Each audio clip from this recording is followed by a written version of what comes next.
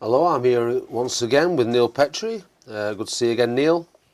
Last time we talked about the kind of huge opposition there is to this idea of direct democracy, especially amongst people in power.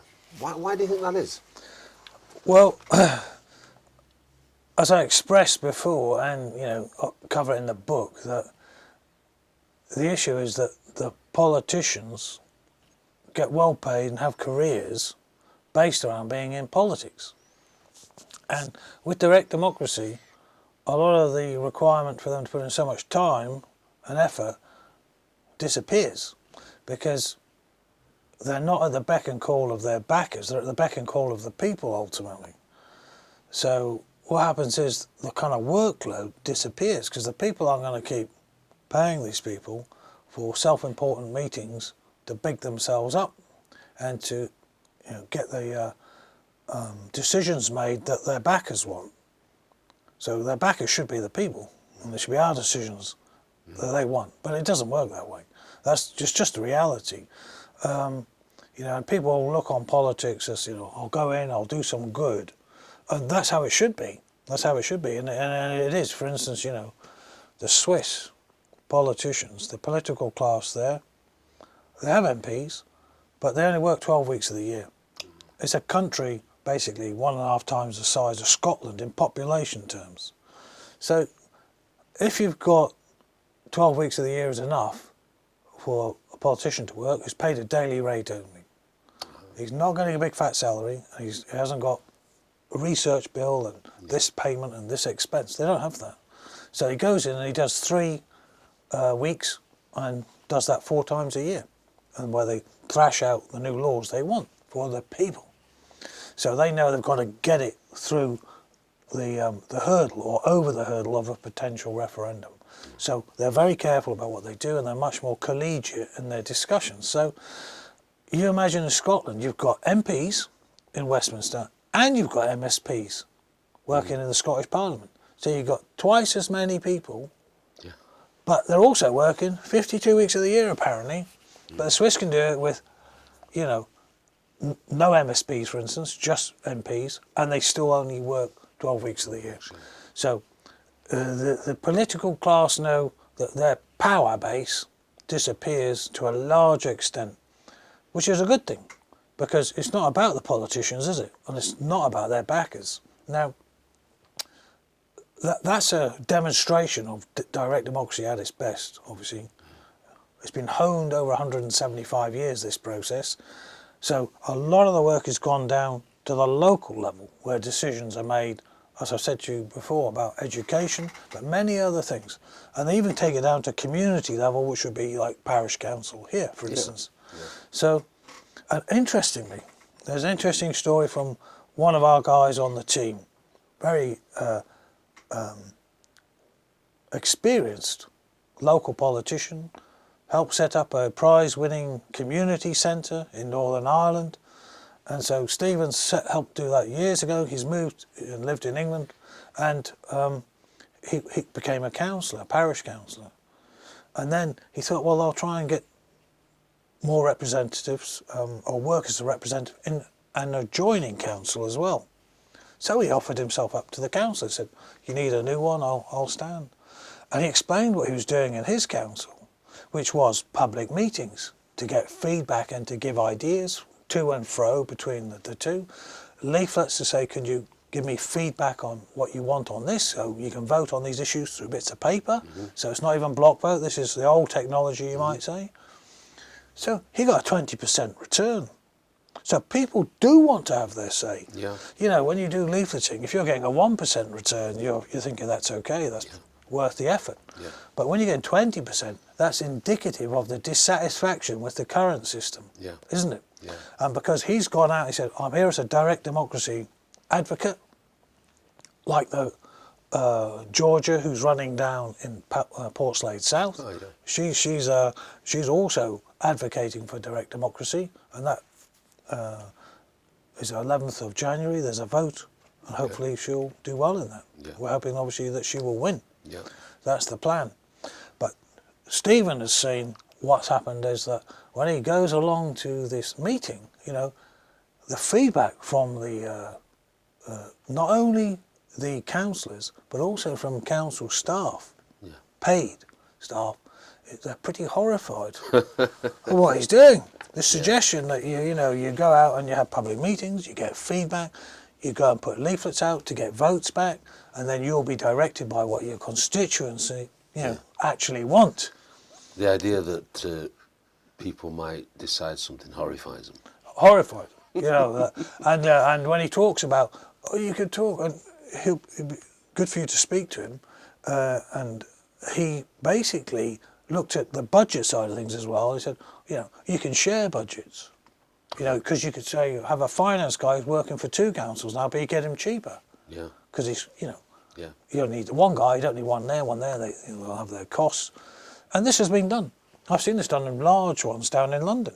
Yeah. You get some of the larger councils there do use a finance group that does for 2. They just get an agreement. Yeah. And you could do the same at this parish. But, he was told, but that must be illegal. And, so it's indicative of they're not aware of the rules, for one thing, but also this pushback against the people, advocating to them what they want. Yeah. And to be a councillor who's going out and asking them, no. I think, quite frankly, we all know about the Hitler complex. Yeah. And the jumped up corporals or whatever, As soon as they're given a bit of power, it goes to their heads. Yeah. And I think politics attracts, obviously, that type of a person in its current form. Now, the point is that when you get direct democracy, that kind of person is not going to step up, because they're going to get shot down in flames and embarrass themselves. So you get the more collegiate atmosphere that you have, for instance, in Switzerland, where the president of the country rotates every year. The council, the final cabinet, as it were, is made up of 7 people, and they are from the major parties that have been elected, and they use proportional representation there. So, in other words, there's 2 from this one, 2 or 3 from that one, 2 from it, and what it means is that it's just a function, because they are looking after the country, and the president, you're it this year, it's the other guy next year. Yeah. That's how it works. I mean, you see, it's interesting. Last time we spoke, we talked about, now was it Cameron had stopped this, the digital app, Yeah. which kind of the EU kind of keeps it quiet, and it's a perfect tool for democracy, and yet it's pushed down because and you said the civil service then tried to sue the government to force them to use it. Yeah.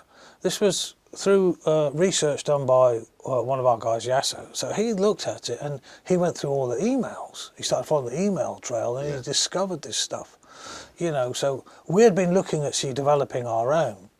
It was parallel parliament, basically, and you were going to have the opportunity to vote on parliamentary issues, and then we'd allow you to put in, obviously, new ideas that you wanted to put on there.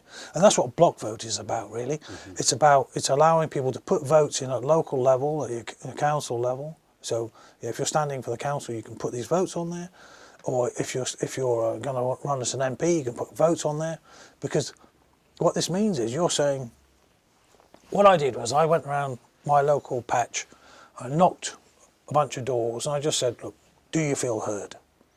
Do you feel heard as an individual politically? And it was yes or no, very simple. And then I'll ask them, okay, so what national issues are you most concerned about? Make it up, take a note of that response, and then I'll say, and what are the local issues that you're most concerned about? Is it lack of a GP surgery, bins, whatever it is? And then you make a list. And so you do some basic research like that, and from that you find out what are the major concerns in your council area. Okay, and what are the major national concerns? But then you can fashion a vote, can't you? You can look at it and say, right, I spoke to 30 people, 10 of them had this problem, and 5 had that, and so on, the rest were whatever. So you've got a priority order now of votes that you can put back to the people. So you knock out your question. And on block vote, you see, the other thing that Richard Borner has done, he worked at CERN in Switzerland. Right. He's a bright enough lad, Just a bit, So he put together the questions using AI. So in other words, you put a question in there, AI will then come up with it and say, well, that's going left or right, it's not clear, or whatever. And it suggests, this is a unbiased way you could put this vote. Right. So it's a fair vote, you see, and that was also the same with the European system, that you could put the votes in and then some arbitrators would look at it and make sure it was a fair vote. Yeah. There wasn't, a leading question or whatever it was. Yeah. So, and this is done with AI on the block vote. So he uses AI to monitor the questions, and he uses the blockchain to protect your anonymity and to protect the security of the votes so that they are racked up, because they stack them up basically. That's why it's called a blockchain. It's a chain, and they're all linked. And so you can't if you try and interfere with one, you can't get to any of the others. So it's a process used by the banks because of its security. So they can't say it's insecure. Because they're using it to move all those trillions around every day. Because remember, every day they are using transactions in the trillions of dollars for currency movements, not for just shares. There's more money used in currency fluctuation and speculation than there is on shares. So it's a highly secure system on blockchain. It's not so secure on the EU system even, okay? Because it's more computer based. It's old-fashioned. Okay, whereas blockchain is not. So ours is actually superior to these governments. The one that Richard, say ours, I mean this movement, and the one that we use, but it's Richard Borner's idea. And the point is, what you've got is people like Stephen, people like Georgia, people like Richard, me. We're not in it for the money. There's no money in this game. It's about get this right once, and then the people will be sorted out for maybe another 250 years before it needs revamped in some other form, or 20 years, I don't know, depending. But, the current system is collapsing. Representative democracy does not work on its own. We can all see that. It doesn't represent what we think. It's representing what the paymasters want them to vote on as parliamentarians. And, hence you get Andrew Bridgen kicked out of the party because he's not towing the line. Other politicians, around the world, not just here, and you get them banned from being allowed to actually have to be on the ticket in America. I think it's Maine, Colorado with Trump. There's a couple of places. I think they're putting back on now on Colorado for some reason. I think there was something, I heard that, The woman in Maine, that's kind of independently decided. No legal reasoning, just like she's decided he was guilty of insurrection, so therefore... Exactly. I mean, where's that going?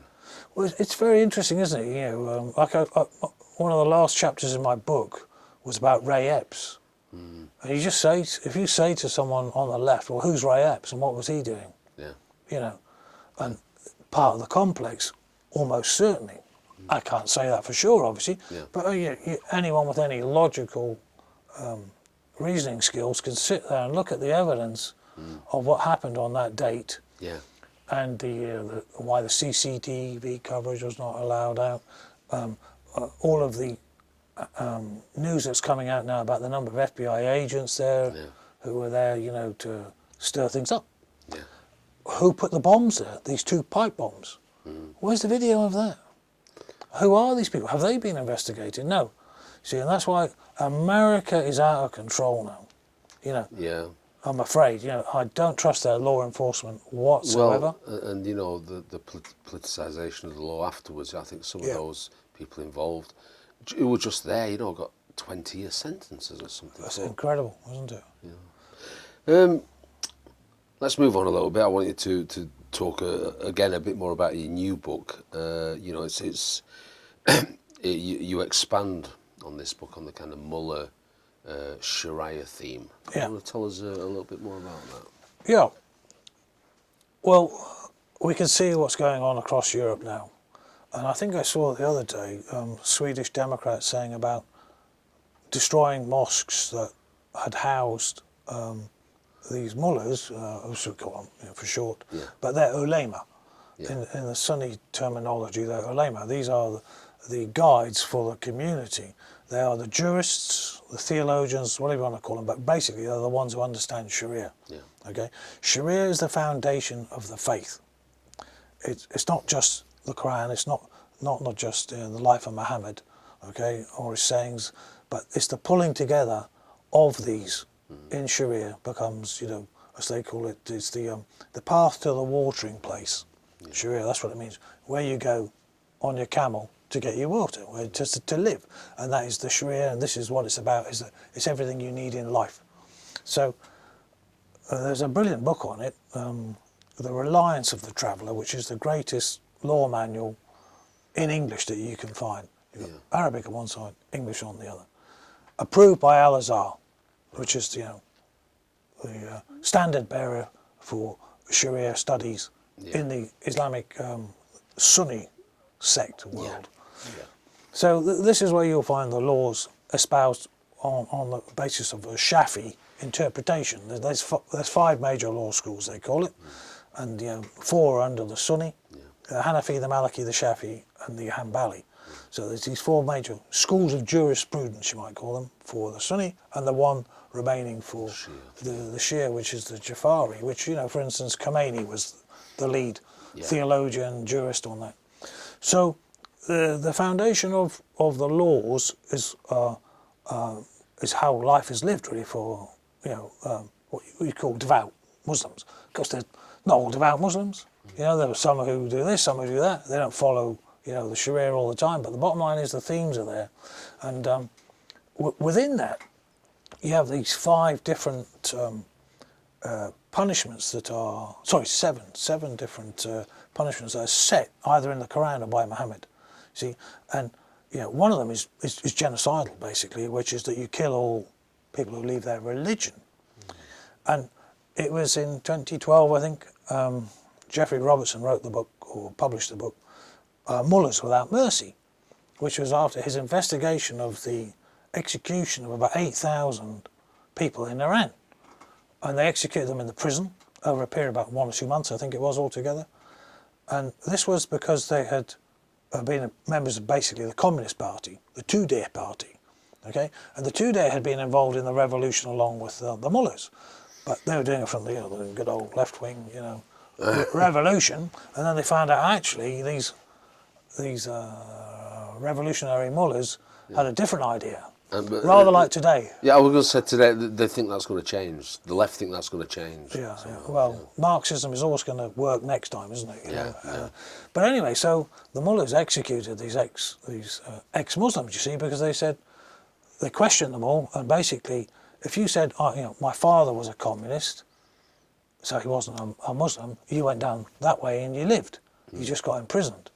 But if you came and said, no, I left Islam to become an apostate, and renounce my belief, then you went down that way and you got executed. So that's how it worked. And he wrote this book on this, and he made the point that in the Genocide Convention, Article 2 says that if you threaten, it's not just kill, it's also threaten people as part of a group, then that is genocidal. That, if you kill them, obviously it's genocidal, but it's also if you threaten. So you can just have the whole of your community, for instance, if you threaten everyone in Islam that you'll be executed, if you leave Islam, then that's a genocidal threat against those people.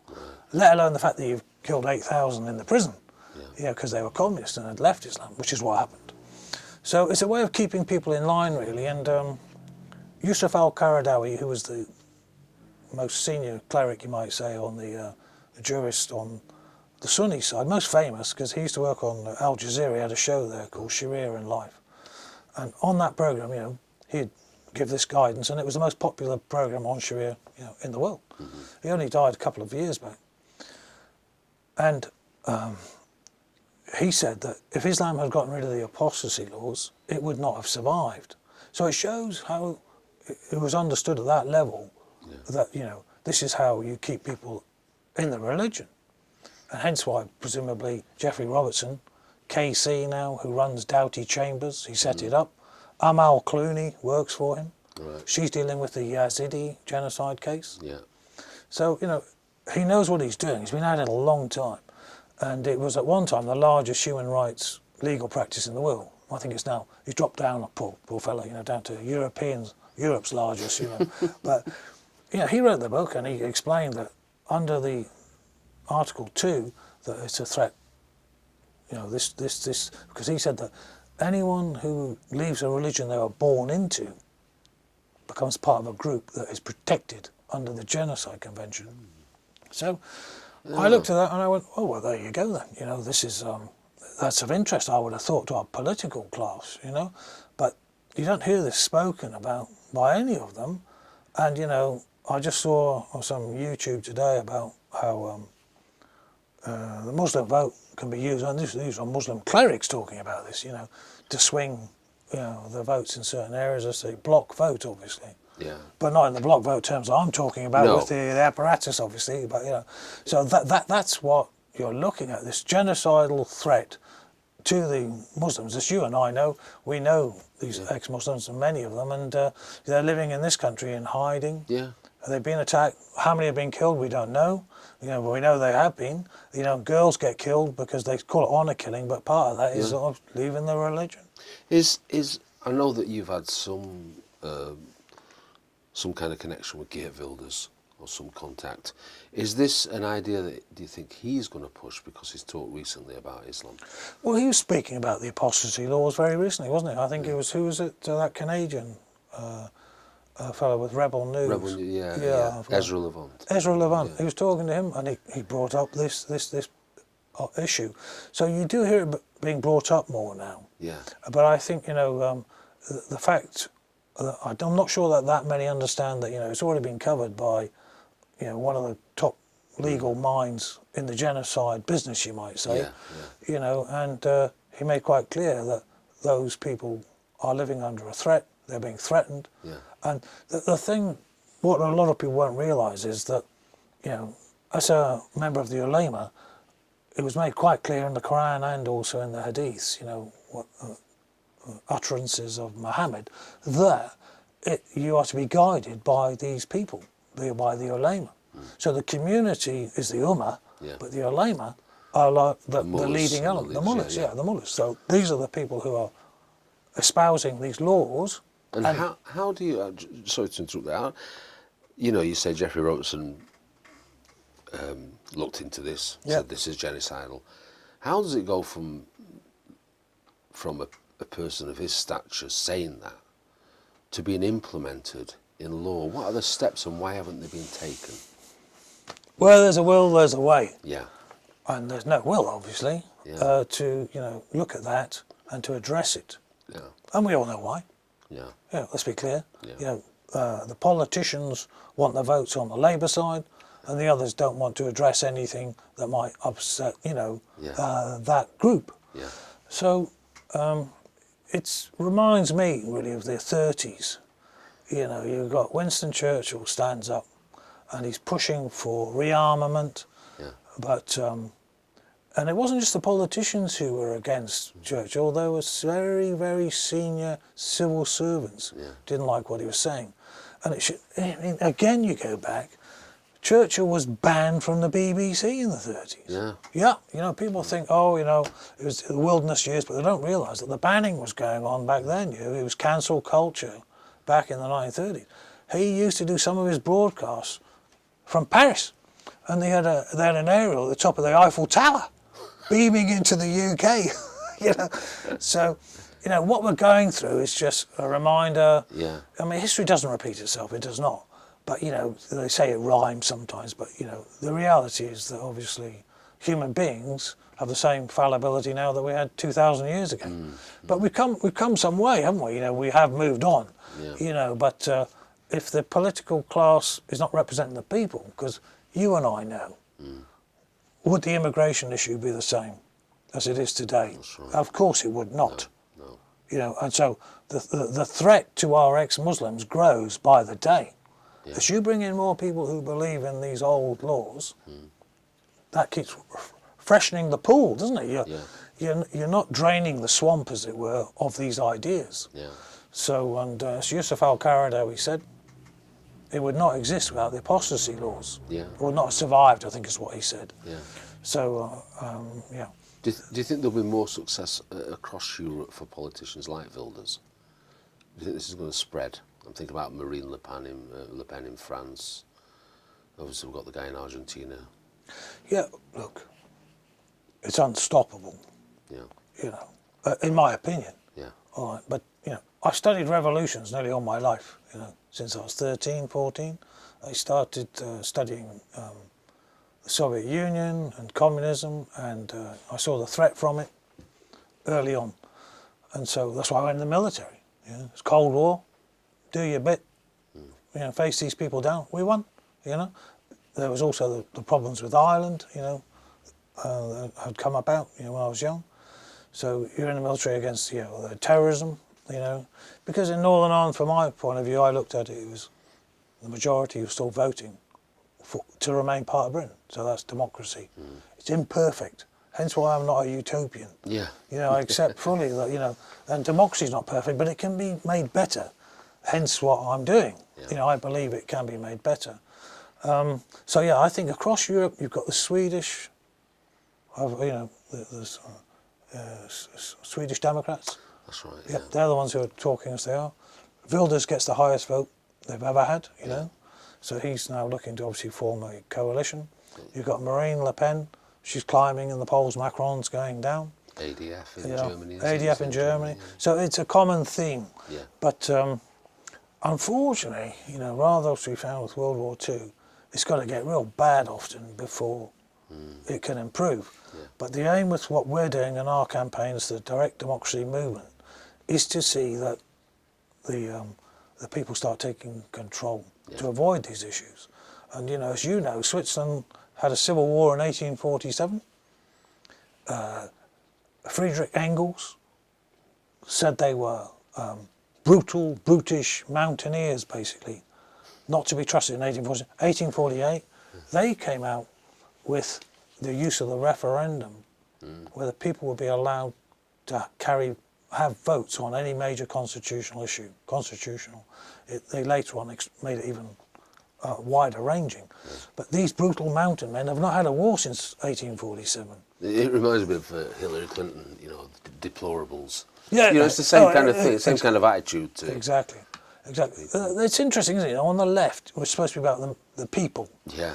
You know, and then they look down their noses at Yeah. them. You know, but that's because the communists are not the people. They're generally intellectual class who lead it, and they believe they should be leading elite, the minions beneath them. Yeah. And I'm saying, no, I want us mass, you know, who are well educated these days. Yeah. But that doesn't matter either, because it was the Swiss. Did they have an education system in 1848? No, they didn't. They were not highly educated, university educated people. But you know, they've got a brain. Yeah. We haven't, you know, because you go to university, you don't suddenly jump a leap in evolutionary terms. No. You know, you get your one BA or BEd or whatever it is, and you can get over 2,300 PhDs in Britain alone. So if you can go and, you come to me with PhD, I say, so I've got any more? You just got the one? Yeah. Please, you know. No, you know, my time in the military was worth, apparently, so I was told afterwards, 2 MAs. Right. So what? Yeah. You know, it doesn't matter. What counts is that, you know, I believe in the use of experience, you know, and yes, education is important, absolutely. But what happens when it becomes indoctrination? Yeah. This is the problem. This is the problem. And so with the Mullahs, you see, the threat is that they indoctrinate their people with their law codes. Ours indoctrinate ours, which is changing all the time because of the education system indoctrinating to think differently. Yeah. So we have got a problem, but that's why we need to direct democracy sooner rather than later. There is urgency in this. There is. We talked about this kind of utopian vision that these people have. So think about organisations like BlackRock and Vanguard, and even the WEF. You know, is this kind of utopian vision the thing that, at the bottom of it all, motivates them? I think it is. I think, you know, the intellectuals are arrogant, obviously, and I think arrogance is the worst form of stupidity. And it's very dangerous, you know. And I think, you know, I'm an atheist myself, but what I find is that, you know, if you're a religious person, then you understand, you know, that there's something above you. Now the problem is, you know, the left in particular, or the right, but the left in particular, believe, you know, socialism was science and all this other rubbish, and that meant you could scientifically kill off your opponents. You know, you sent them off to the gulag. You killed them on the land, as you took their land off them because they were some kulak, whatever it was. China did it with millions, as well, starved 40 to 60 million to death because, people didn't want to report back up the chain because, the chain was to the leader, Mao, and he's the end of it. There's no one above him as far as everyone's concerned, in that atheistic world. So, this is the problem that we've got. That, the Democrats in America have become more atheistic, obviously. So they're not looking at it from the point of view of, we might be wrong here, And so the ideas of euthanasia become popular with these people, The abortion clinics in America, and were directed largely at the black community. Yeah, that's where they are most. Yeah. And you look at Sangster, who set up that in America, and the other ones here. The euthanasia movement was really big in the 20s and 30s. Yeah. People forget that. Amongst the Democrats. And the Labour in this side. There's a very good article I quote in my book, about the euthanasia impulse that you have. Whereas, of course, as Christians, they would be against this naturally, because every being is a human being, and so this is where it's gone wrong in those terms, and hence why the miserable 20th century, to a large extent, and the death camps from the Nazis, death camps from the Soviet Union, death camps in China, Pol Pot. Do you remember the starvation in Ethiopia? Remember, Save the World and all this stuff? Well, that was basically on the same theme. They were putting into place what had happened with the kulaks in Russia and what happened with the Great Leap Forward in China. It was their attempt to collectivise the farms. Well, that worked out. You've then got the Christmas song. It strikes me that always does that the utopian vision always comes at the end of a barrel of a gun. Exactly. That's how they enforce it, and the end justifies the means. And if some have got to die for this great vision, correct, and they repeat that endlessly, and tragically, this is where the woke stuff is coming from to a large extent as well.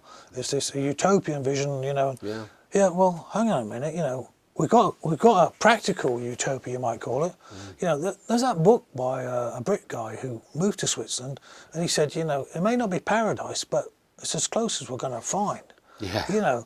Because the people are in control. Yeah. You've half the national debt per head. Yeah. In percentage terms, that we have over there. Yeah. Okay. The people love it. It's almost twice as popular a system as ours is. Yeah. Yeah. I mean, it's basically, I list these things, in the book, and the reality is that there is no utopia.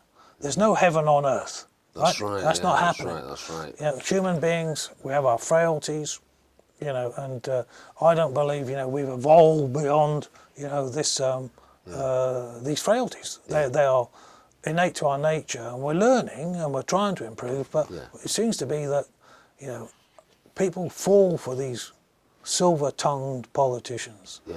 They'll believe anything. Tony Blair gets up, he's a great speaker. It's all about great speakers. Yeah. So what I'm looking for is great speakers who believe in direct democracy.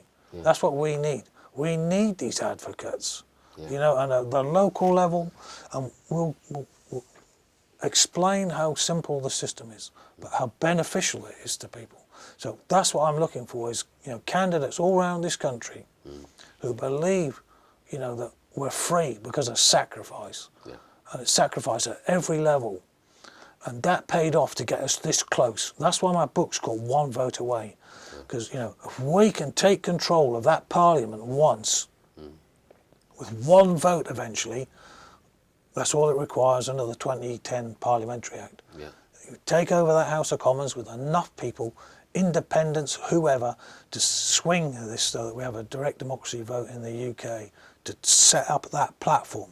Yeah. And we get that one vote, and from then it'll never change. Because Dicey, who was a supporter, as I've said before, of direct democracy, he said he believed Once we have the referendum in place in Britain, and you tried to get rid of it, you'd have a revolution. So if it's that damn good that you have a revolution to protect it, Yeah. it's worth getting. Yeah. That's my feeling. Well, let's hope we can push that. And just a last mention, just name the candidates you've talked about. Georgia. Yeah, Georgia McKinley Fitch, who's down in Portslade South. Yeah. And that is on January the 11th. Yeah. Excellent candidate. Yeah. You know, a girl who's put in a lot of effort. Yeah. A good speaker. Yeah. Okay, who is a great advocate for this cause because she believes in it. You know, she has suffered abuse when she was in her studies because of her. She backed something that the lecturer didn't like, calls her out in front of the class. Oh wow! And she gets milk bottled by, you know, a milkshake by brave boys in her college. You know, because of her belief in terms of she was happy to say, oh yeah, I think we should have Brexit. So what happens? Wow. She gets that kind of abuse at college. Basically, this is the type of treatment that shows the thinking of these people. Yeah. Cowards, Yeah, cowards, you know, yeah. cowards and Pride abusive. bullies, yeah. And believe, I'll talk to you, I'll argue with you, I won't throw a milkshake in your face. Yeah. Why would I want to do that? You've got your beliefs. That is what democracy is. Yeah. That's what those sacrifices were for. You know, when those merchantmen headed out from the coast of America to bring goods into Britain through the icy Atlantic, taking on the submarines, what were they doing that so this guy could throw a milkshake in some candidate's face? She wasn't even a candidate, and this is just a young student. I mean, this seems to be across, certainly, you know, I've seen it in England, but certainly across America, comes as people scared to voice an opinion. Exactly. You know, say anything that might, you know, put them in any kind of danger. This is terrifying, you know. But well, in the end, you know, think back to those men and women, you know. Yeah. Because, you know, there were women went down with those ships as well. Yeah. You know, people being posted to different countries, Wrens who were going out to do signals intelligence, you know, went down on the way out to India. Yeah. You know, we lost people, you know, over a million. You know, I worked it out. I rode to Berlin. Believe it or not, it's just over 1 million yards. Right. And we lost 1 million men. Wow. So for every yard, there's a dead man. Yeah. So if you drove there, you take you 10 hours or so, Yeah. and every yard you'd be passing a man standing there. Yeah. And the other guy you mentioned, Stephen. Yeah. Is Stephen Crosby, yeah. Is he standing or is he? Yeah, well, he's a parish councillor. Parish councillor. So yeah. Okay. And we've got others, you know, up in Stockton West, Monty up there, and others around the country. But the aim is to, you know, get local people standing, get MPs. You know, we've got MP candidates down in Brighton, you know, several of them as well. Yeah. So when the general election comes, we'll have people. But, you know, we're hoping to have this success in, you know, a good showing on January the 11th. Yeah. And then from there, we develop, you know, and show people this can be done. Stephen, you know, if you interview him, he can show how he's working it now, right now, at the local level, without block vote. You don't need block vote, but you can use block vote. Yeah. Monty's using block vote, you know, routinely. So it's useful to show people that those who say, oh, I don't like technology. Well, that's no problem. You don't need the technology. You can do it this way as well. Yeah. It's a hybrid system. Yeah. We're into hybrid answers. We're into making things that work. Yeah. We're into reality. We're not into utopia. Yeah. You know, but we are into making it better. Okay. Neil Petrie, thanks very much. Cheers, Damon. Thank you.